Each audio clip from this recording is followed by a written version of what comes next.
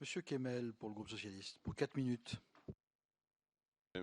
Monsieur le Président, Monsieur le rapporteur, l'ensemble des éléments que vous venez d'indiquer à propos de la mission que vous menez montrent combien cela est nécessaire. On sait que nous sommes en France dans un pays où, par structure, les entreprises étaient grandes et il y avait de nombreuses petites entreprises, souvent des PME et des TPE très fragiles et pourtant employant un grand nombre de salariés et ayant un poids économique particulièrement important. On sait combien ce modèle de petites entreprises était et est encore fragile, à la différence de l'Allemagne notamment, à la différence aussi de l'Italie qui avait et qui a un réseau de PME beaucoup plus structuré. À un certain moment, il y a eu d'ailleurs tout un courant économique qui plaidait le small is beautiful et faisait en sorte que les districts industriels ou les clusters devaient être des lieux organisés. Et on voit bien que la mission que vous menez peut justement créer l'effet d'atmosphère pour générer cette conception, cette organisation des districts et des clusters. Et tout le travail que vous avez indiqué, à la fois curatif, préventif, ne nécessite pas, compte tenu de cet esprit, de cette nécessité d'aller vers une organisation de filières, une organisation beaucoup plus structurée, nécessite sans doute qu'il y ait d'abord une modalité d'organisation et de gouvernance beaucoup plus étendue.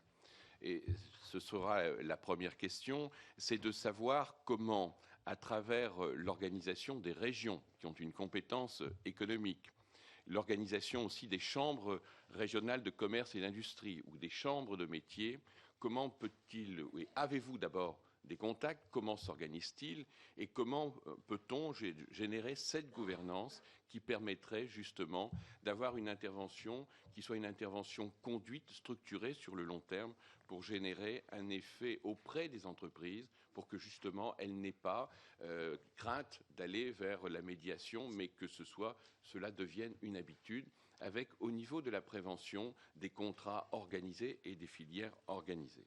Ça, c'est la gouvernance. Comment peut-elle, selon vous, se mettre en organisation dans les régions ? Et nous sommes aussi les législateurs, donc on peut se poser la question de que doit-on faire au niveau de la loi ?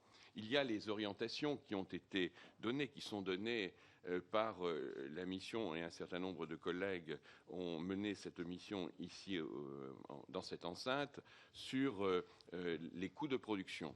Et dans le cadre de cette mission, des propositions sont faites. D'abord, des propositions sur réduire les délais de paiement effectifs par des sanctions administratives, donc, et envisager la réduction des délais légaux, peut-être un jour par an. Cela pourrait commencer à s'organiser de cette manière-là. Doit-on l'inscrire dans la loi ? Cette loi cadre pourrait aussi régir les relations interentreprises pour lutter contre les pratiques abusives. Et quelles pratiques abusives devons-nous mettre dans la loi ? Et enfin, structurer, je l'ai un peu abordé, en filière les entreprises d'un même secteur. Est-ce qu'à travers la loi, peut-on aussi envisager cette structuration ?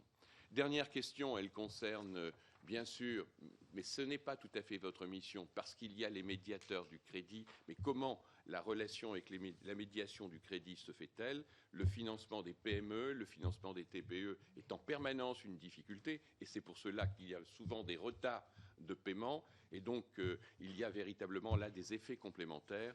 Comment peut-on, au niveau de cette mission, construire les ponts justement avec la médiation du crédit et faciliter l'obtention de fonds propres pour les entreprises ?